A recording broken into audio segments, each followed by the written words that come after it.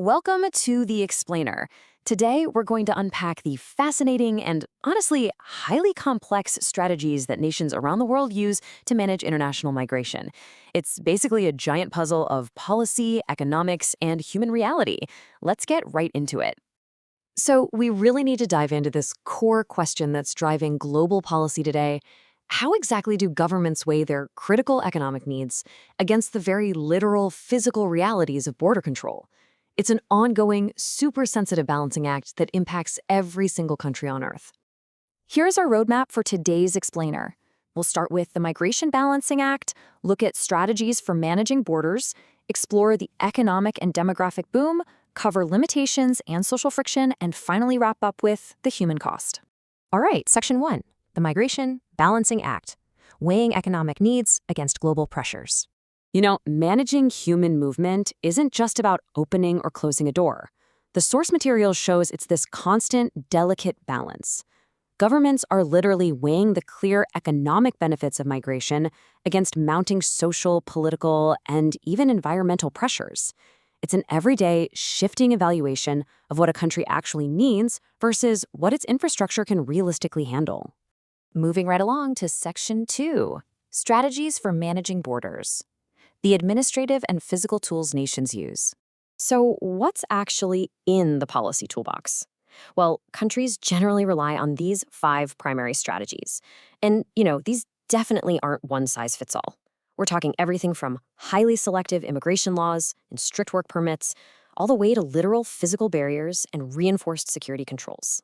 Some nations even build massive, overarching population policies around these exact tools to actively shape their demographic future. The data brilliantly illustrates how different regions apply these specific tools on the ground. Take Australia, right? They historically target selective laws specifically to develop natural resources and fill distinct labor shortages.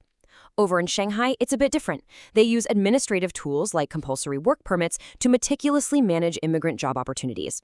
And then, in stark contrast, you have the US-Mexico border, which leans heavily on physical fencing and border patrol to combat illegal entry.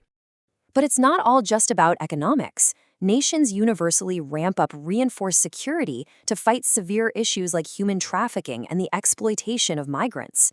At the same time, and this is absolutely crucial, they constantly shift their broader population policies. If the economy is booming, a country might roll out the welcome mat, but if their economic future looks a bit shaky, well, they might restrict entry entirely. Let's jump into Section 3, the economic and demographic boom. Why countries actively encourage migration. Why take on all these administrative headaches, right? Because migration offers vital, highly measurable benefits. Expanding the labor pool actually helps drive down overall labor costs for businesses, which is a big deal, because it helps keep national inflation low and ensures economic stability. Plus, for underpopulated but resource-rich countries, managed migration is essentially the key that unlocks their ability to fully develop their national resources. To put that into perspective, just think about your own local healthcare system. The data specifically points out that selective migration is an absolute game changer for filling vital labor gaps. A perfect example is the UK's National Health Service, the NHS.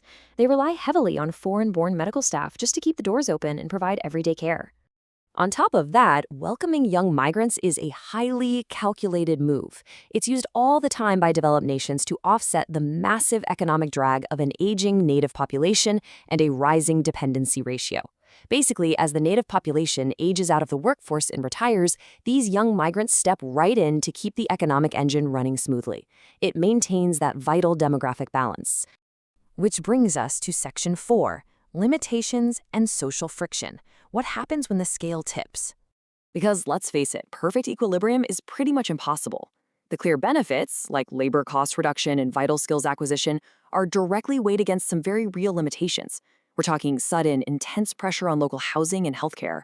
When migration happens too rapidly, local systems get overcrowded, prices can spike, and that almost always leads to political and ethnic tension, along with the persistent challenge of illegal entry.